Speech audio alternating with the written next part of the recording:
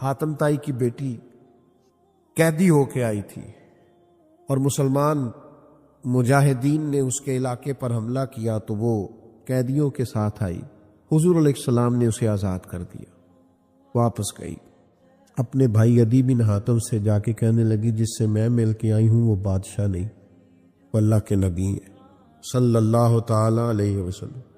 بادشاہوں کے یہ مزاج نہیں ہوتے، ان کے یہ طریقے نہیں ہوتے. جن سے میں مل کے آئی نا، مل کے حضور سے گئی ہے، لیکن حضور سے ملنے کے بعد اس کے ذہن میں آ گیا یہ اللہ کے نبی ہے. تیری حیات پاک کا ہر لمحہ پیغمبر لگے. حضور سے مل کے گئی اور جا کے اس نے یہ اپنے بھائی سے کہا. تو عدی جو تھے وہ ظاہر ہے حاتم تائی نے زندگی میں بڑے بڑے بادشاہوں سے، بڑے بڑے لوگوں سے ملاقات کی تھی. تو عدی کہنے لگا کہ میں اسی طرح عورتوں کے کہنوں پہ نہیں مانتا، میں خود جاؤں گا. عدی آئے مسجد میں، حضور تشریف فرما. سادی سی مسجد، غلاموں کے بیچ آقا تشریف فرما، اور بڑا انفرادی سا رنگ ہے، بڑی سادگی ہے. عدی کہتے ہیں دل پہ چوٹ آئی. یہ بادشاہ ہوتے تو محل ہوتا، یہ بادشاہ ہوتے تو لاؤ لشکر ہوتے، ہٹو بچوں کی داستانیں ہوتی، لیکن یہ سادگی، یہ خوبصورتی، یہ وزاداری، یہ غریب پروری، یہ بندہ نوازی، دل پہ چوٹ لگی. لیکن میرے دل میں خیال آیا کہ مسجد تو سادی ہے، شاید گھر بڑا عالی شان ہو. یہ بھی ہوتا ہے، یہ بھی ہوتا ہے. ہم نے دیکھا ہے بعض جگہوں پہ لوگ اپنے ذاتی گھر تو بڑے اونچے بنا لیتے ہیں، لیکن اپنے ابا جی کا دربار بنا رہے ہوتے ہیں تو اس پہ ساری زندگی بالے ہی کھڑے رہتے ہیں. گو کیتی ہے تواڈے پیراں دا دربار بندا ہے، تعاون کرو. اور بھئی تیرے بھی کچھ لگتے تھے پیر صاحب، تو بھی کچھ کر. یہ رویے ہم نے دیکھے ہیں الا ماشاءاللہ. بھائی عدی کہنے لگے میں گھر جاؤں گا، گھر دیکھوں گا. میرے دل میں خیال آیا پر قربان جاؤں مدینے والے محبوب کے. حضور فرمانے لگے چل میں تجھے گھر لے چلوں. کہتے میرے دل میں خیال تھا. حضور مجھے گھر لے گئے. پھر میں کاشانہ نور پہ پہنچا. پھر میں اس جگہ پہنچا جہاں حضرت جبریل بھی اجازت لے کے حاضر ہوتے. پھر میں وہاں پہنچا جہاں فرشتے ترستے ہیں دیدار کو، لیکن وہاں بھی میں نے ایک مٹکا دیکھا، 2 پیالے دیکھے، ایک چٹائی دیکھی، کھجور کی چھال کا تکیہ دیکھا. فرماتے حضور میرے لیے کھجوریں اور دودھ لے کے آئے. اور پھر محبوب کریم علیہ الصلوۃ والسلام میری طرف بڑھا کے کہنے لگے تو اسلام پر یہ غربت دیکھ کر کلمہ نہیں نہ پڑھ رہا، ایک وقت آئے گا اور میں وقت لاؤں گا کہ ایک عورت مقام حرا سے اکیلی چلے گی اور آ کے بیت اللہ کا طواف کرے گی، اسے سوائے اللہ کے کسی کا ڈر نہیں ہوگا. وقت آئے گا، حالات بدل جائیں گے. عدی کہتے ہیں میں سمجھ گیا کہ یہ بادشاہ نہیں، یہ اللہ کے سچے رسول ہیں. فرماتے ہیں مسلمان ہو گیا. تو جو بھی دروازہ محبوب تک پہنچا ہے، جو بھی بارگاہ رحمت للعالمین تک پہنچا ہے، اسے اللہ کی معرفت مل گئی، اسے جینے کا سلیقہ. اور یار جینے کا کیا، یہ عجیب لوگ تھے نا حضور کے غلام جو شہادت کی دعائیں مانگتے تھے، جو شہادت کی طلب کرتے تھے. یعنی نرا جینے کا مزہ ہی نہیں، مرنے کا بھی مزہ آنے لگ گیا. یعنی لطف اندوز ہونے لگی زندگی، مرنے کا بھی لطف آنے لگا، مرنے کا بھی. یہ تاریخ میں لوگوں نے عجیب نظارے دیکھے ہیں کہ 2 بھائی جا رہے ہیں جہاد کے لیے اور بڑا سلیکٹ ہو گیا. تو چھوٹے سے کہا گیا تیری عمر تھوڑی ہے، تو عرض کرتا ہے یا رسول اللہ کشتی کرا کے دیکھ لیں. حضور میں یہ عمر میں بڑا ہے پر حضور میں اسے گرا سکتا ہوں. یہ شہادت کے لیے یہ طلب، یہ ولولہ، یہ جذبہ، یہ کیفیات، او بھائی یہ کب نصیب ہوئی؟ کہ لوگ ہنسی خوشی جان دینے لگ گئے، مرنے میں مزہ آنے لگا، لطف آنے لگا جان دینے میں۔ اتنا بڑا سرور یہ صرف اس وقت آتا ہے جب معرفت الہی انسان کو نصیب ہو، جب اسے نبی پاک علیہ السلام کے زیر سایہ رہتے ہوئے اللہ کا قرب نصیب ہو، پھر یہ کرم نصیب ہوتا ہے۔ آپ دیکھیے حضرت جابر بن عبداللہ رضی اللہ تعالیٰ عنہ فرماتے، احد والے دن میں نے ایک صحابی کو دیکھا، وہ کھجور کھا رہے تھے، اور کھجور کھاتے کھاتے عرض کرنے لگے، یا رسول اللہ صلی اللہ تعالی علیہ وسلم، اگر اس جنگ میں میں شہید ہو جاؤں تو کہاں جاؤں گا؟ ابھی کھجور کھا رہے ہیں، میں اگر شہید ہو جاؤں تو حضور کیا ملے گا، کہاں جاؤں گا؟ تو کریم فرمانے لگے، بڑی سادی سی بات ہے، اگر تو شہید ہو گیا تو رب کریم جنت عطا کرے۔ تو جتنی کھجور کھا چکے تھے کھا لی، باقی منہ سے نکال دی، تلوار لی، میدان میں گھس گئے، شہید ہو گئے۔ یعنی شہید ہونے میں اتنی دیر کرنا بھی پسند نہیں کیا جتنا کھجور کھانے میں ٹائم لگتا ہے، اس لیے کہ وہ جو ایک خاص تڑپ ہے، وہ طلب ہے انسان کی کہ اللہ کے راستے میں میری جان جائے، مجھے شہادت کا مرتبہ ملے۔ میں نے بڑے قریب سے بعض لوگوں کو دیکھا ہے، بڑے مخلص ہوتے ہیں، بڑے نفیس ہوتے ہیں، بڑے اچھے ہوتے ہیں، لیکن کسی رستے کی تلاش میں ہوتے ہیں، کسی صاحب درد کی تلاش میں ہوتے ہیں، ڈھونڈتا پھرتا ہوا اقبال اپنے آپ کو، ڈھونڈتا پھرتا ہوا اقبال میں اپنے آپ ہی گویا مسافر، آپ ہی منزل ہوئے، ڈھونڈتے ہیں، تڑپ ہے ایک۔ یاد رکھو یہ رسول اللہ صلی اللہ علیہ وسلم کا مقام ہے کہ تم حضور کی بارگاہ تک جاؤ گے تو سارے پردے ہی آنکھوں سے اٹھ جائیں گے، سارے اندھیرے دور ہو جائیں گے، ساری ظلمتیں کافور ہو جائیں گی۔ ہماری زندگی کے اندر ایک اہم پہلو جس سے ہم بڑی تکلیف کا شکار ہو جاتے ہیں، اور بعض اوقات اذیت ناک حد تک وہ بات چلی جاتی ہے، وہ ہوتا ہے لوگوں کا باتیں کرنا۔ لوگ ایک دوسرے کے بارے میں تبصرہ کرتے ہیں، گفتگو کرتے ہیں، اگرچہ اسلام نے اسے بڑا ناپسند کیا اور غیبت کو زنا سے زیادہ بدتر قرار دیا، لیکن معاذ اللہ ثم معاذ اللہ لوگ پھر بھی اس اخلاقی کمزوری کا شکار ہو جاتے ہیں اور لوگوں کے بارے میں گفتگو کرتے ہیں۔ پھر لوگوں کی وہ باتیں جب ہم تک پہنچتی ہیں، جس کے بارے میں بات کی جا رہی ہوتی ہے، جب اس تک پہنچتی ہے تو وہ شخص بڑی اذیت کا شکار ہو جاتا ہے، وہ ذہنی تکلیف میں بھی آتا ہے، کرب میں مبتلا ہوتا ہے، اور بعض اوقات خدا معاف فرمائے تو بعض لوگوں میں مایوسی بھی پھیل جاتی ہے۔ آپ قرآن مجید فرقان حمید کو دیکھیں تو اللہ تعالیٰ نے قرآن مجید میں فرمایا کہ وَإِذَا قِيلَ لَهُمْ آمِنُوا كَمَا آمَنَ النَّاسُ،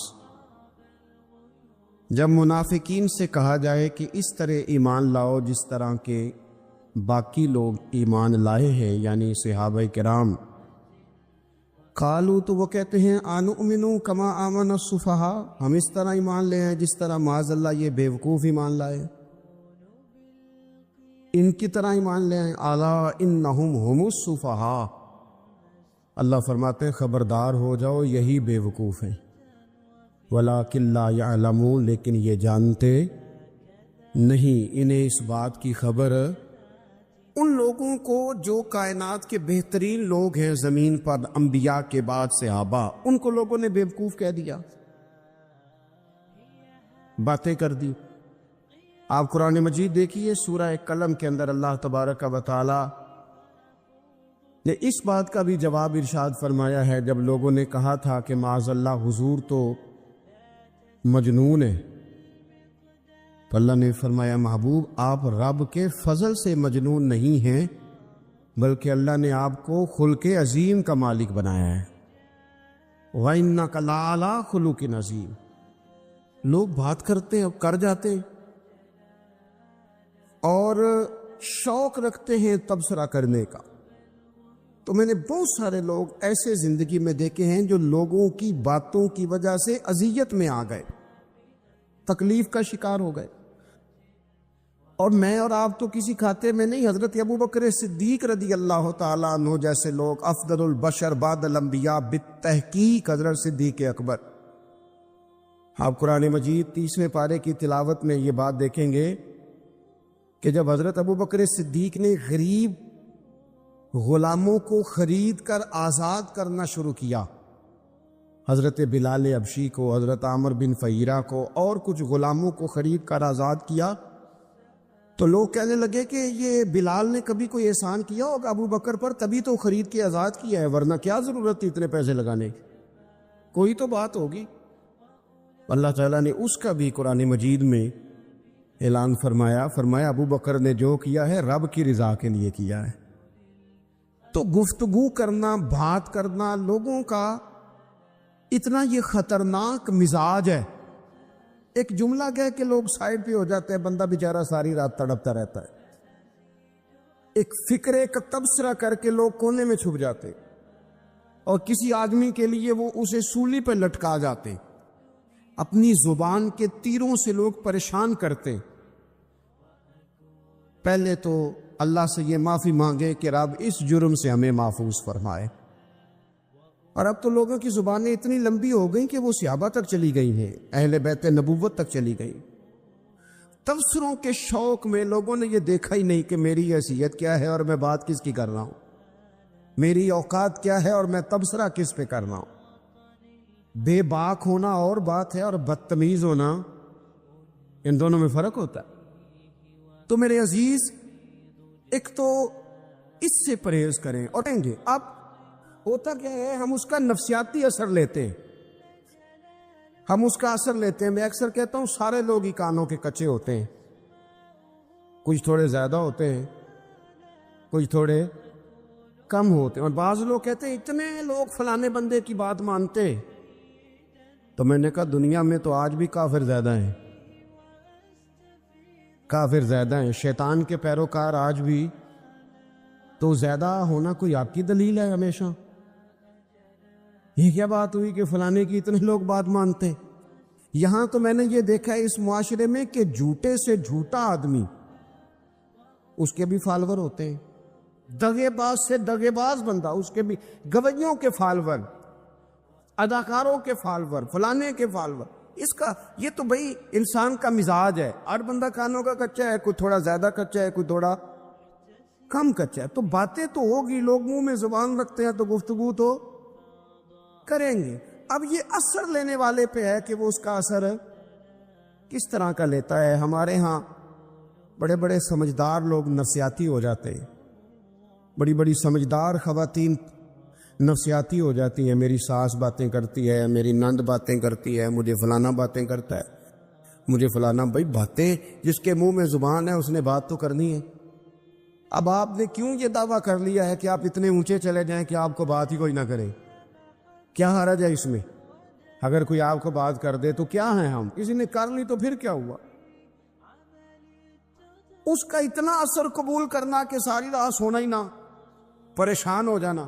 اور بعض لوگ ایسے ہیں جنہیں اتنی باتیں نہیں ہوتی جتنی انہیں ٹینشن ہوتی ہے، یعنی وہ دو بندے کونے میں کھڑے ہیں تو میری ہی بات کر رہے، اور بھائی وہ اتنا اہم نہیں ہے، انہیں کوئی اور کام بھی ہو سکتا ہے، تیری بات ہی انہوں نے کرنی۔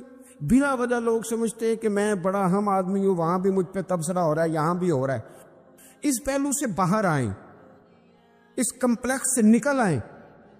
ابن حزم کہتے ہیں کہ مصر میں ایک تاجر بڑا کامیاب ہو گیا تھا، بڑا کامیاب تاجر ہو گیا، تو زندگی میں جتنے لوگ بھی کامیاب ہوتے ہیں ان سے حسد ہوتا ہے، اس سے بھی اس کے ارد گرد کے لوگوں نے حسد شروع کیا۔ اب تاجروں نے پلاننگ کی کہ اسے خراب کیسے کرنا ہے، وہ ایک دن اپنے گھر سے نکلا، سفید کرتا سفید پگڑی باندھ کے باہر. اب 5-6 لوگوں نے پہلے سے منصوبہ بندی کی ہوئی تھی. ایک صاحب اسے ملے، کہنے لگے ماشاءاللہ آج تو سفید کرتے پر سبز امامہ سبز پگڑی بڑی ہی اچھی لگ رہی ہے. تو ہنس کے کہنے لگا لگتا ہے آپ سو کے اٹھ کے آئے ہیں، پگڑی تو میری سفید ہے. اس نے کہا چلو پگڑی تو سبز ہی ہے، باقی آپ نہیں مانتے تو آپ کی مرضی. وہ آگے بڑھا تو اب کیونکہ پلاننگ تھی تو ایک شخص اور ملا. اس نے کہا کیا بات ہے، سفید کرتے پر آپ کا پیلے رنگ کا امامہ کیا جچتا ہے. اس نے کہا یار کو خدا کا خوف کر. ہنس کے کہا کیا ہو گیا، تیری اینک کا نمبر تو نہیں تبدیل ہونے والا ہوا؟ اور بھائی میں نے تو سفید کرتا اور سفید ہی امامہ باندھا ہے. اب 2-3 لوگوں کی دفعہ تو وہ مسکرایا، لیکن وہ ڈھیر سارے لوگوں نے منصوبہ بندی کی تھی. وہ جب چوتھے کے پاس گیا تو اس نے بھی کہا کہ کیا بات ہے سفید کرتے پر پیلے رنگ کے امامے کی. اس نے کہا پیلا کہاں ہے؟ اب وہ غصے ہونے لگا. اب وہ چھٹے کے پاس گیا تو اس نے کہا جناب کیا بات ہے سفید کرتا اور کالا امامہ.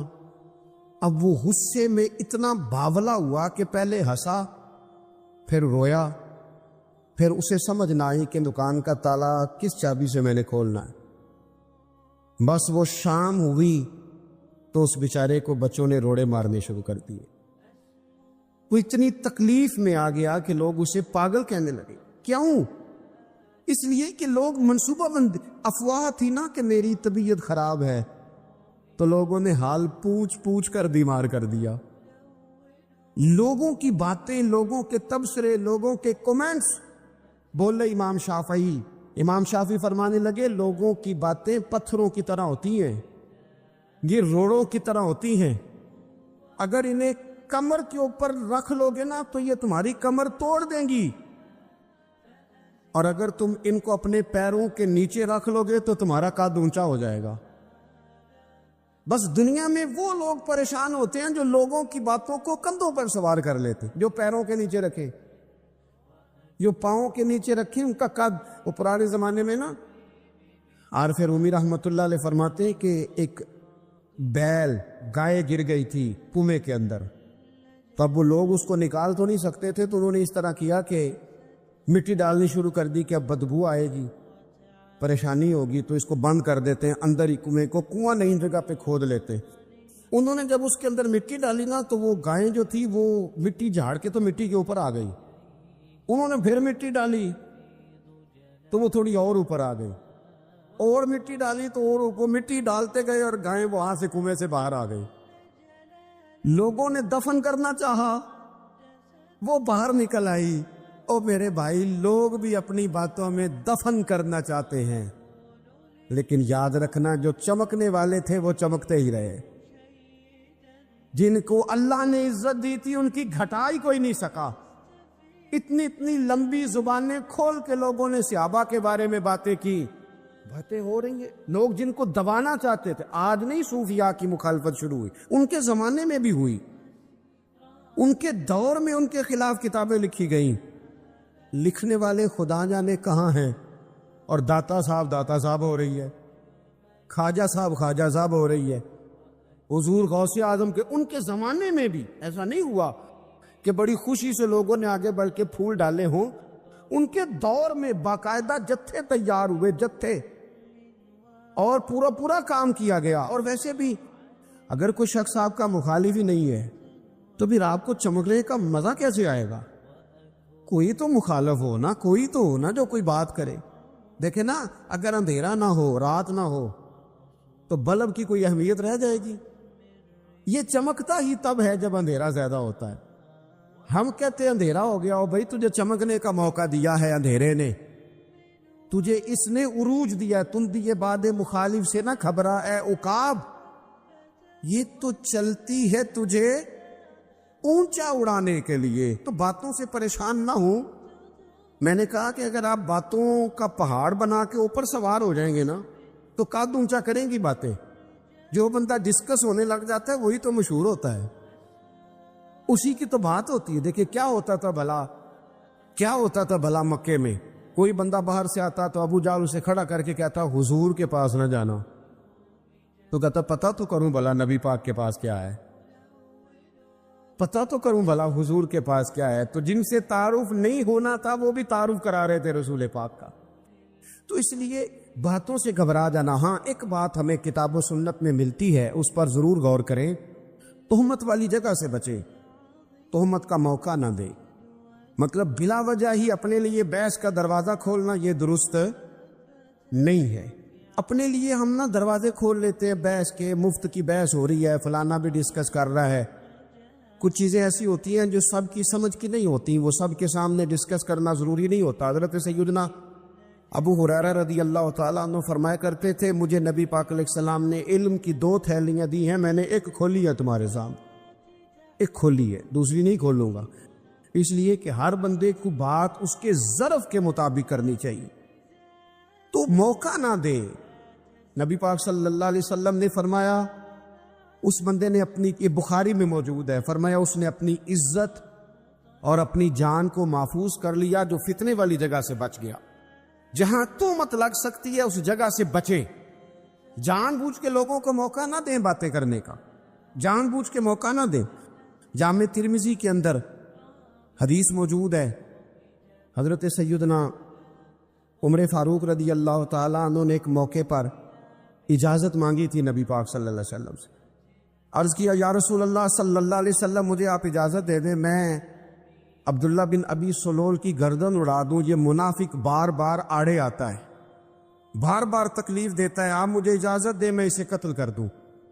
تو اب وہ چونکہ کلمہ پڑھتا تھا، ساتھ تو رہتا ہی تھا نا، بہت سارے لوگ اسے مسلمان جانتے تھے، تو حضرت سیدنا عمر فاروق رضی اللہ تعالیٰ عنہ نے اجازت چاہی کہ یا رسول اللہ صلی اللہ علیہ وسلم اگر آپ مجھے اجازت دے دیں، یہ ترمذی میں موجود ہے، یعنی آپ اس جگہ سے بچیں جہاں تہمت لگ سکتی ہے، جہاں بلا وجہ کسی شخص کو شر پھیلانے کا موقع مل سکتا ہے۔ یا رسول اللہ مجھے اجازت دے میں عبداللہ بن ابی سلول کی گردن اڑا دوں۔ نبی پاک صلی اللہ علیہ وسلم نے فرمایا کہ عمر اگر میں تمہیں ایسا کرنے کی اجازت دوں گا تو لوگ کہیں گے کہ وہ اپنے قریبیوں کو انہوں نے مروانا شروع کر دیا ہے، ساتھ والوں کو ہی مروانا شروع، لوگ تو اسے مسلمان سمجھتے ہیں تہمت والی جگہ سے۔ بلکہ بخاری شریف میں اسی طرز کا ایک اور پیغام بھی ہمارے لیے موجود ہے۔ یہ جو حرم شریف آج ہمارے سامنے ہے نا، بیت اللہ شریف، اس میں ایک پیچھے مقام ہے جس کو حتیم کہا جاتا ہے، یہ خانہ کعبہ کا حصہ ہے۔ حضور صلی اللہ علیہ وسلم کے اعلان نبوت سے پہلے جب قریش مکہ نے اسے تعمیر کیا نا دوبارہ سے، تو انہوں نے چندے کا کوئی اس طرح کا مزاج بنایا تھا کہ اس بندے سے پیسے لینے جس کے بالکل ہی جائز ہو۔ اس ترتیب سے انہوں نے خانہ کعبہ کی تعمیر کی کہ پھر وہ ساری تعمیر نہ کر سکے، حتیم باہر رہ گیا۔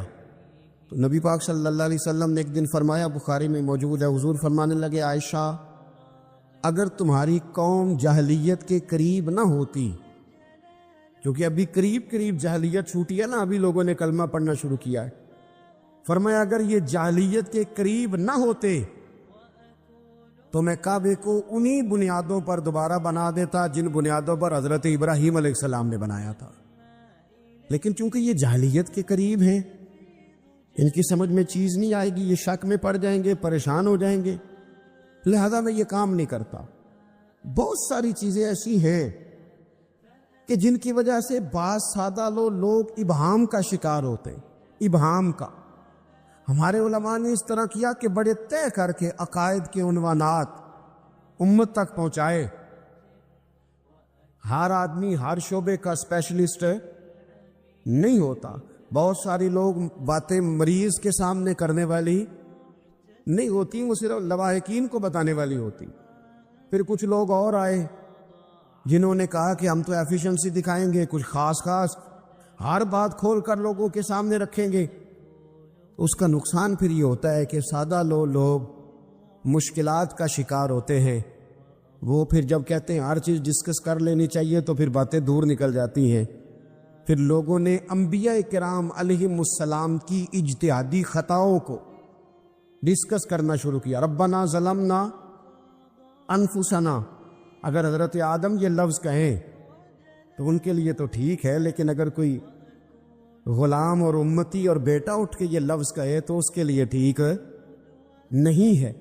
تو میرے عزیز ایسے کام نہ کریں جس کی وجہ سے بلا وجہ بحث کا۔ ہمارے یہاں کچھ لوگوں کو شوق ہے خبروں میں رہنے کا، وہ ایسی ایسی باتیں چھیڑتے ہیں جن سے نہ وہ خبروں میں رہ سکیں۔ میں نے دیکھا ہے وہ کہتے ہیں جی میں نے کوئی انوکھی بات کرنی ہے۔ بھئی انوکھی بات کرنے سے بندہ مشہور تو ہو جاتا ہے۔ ہمارے زمانے میں مشہور ہی وہ ہوتا ہے جو دوسروں سے ذرا ہٹ کے بات کرے۔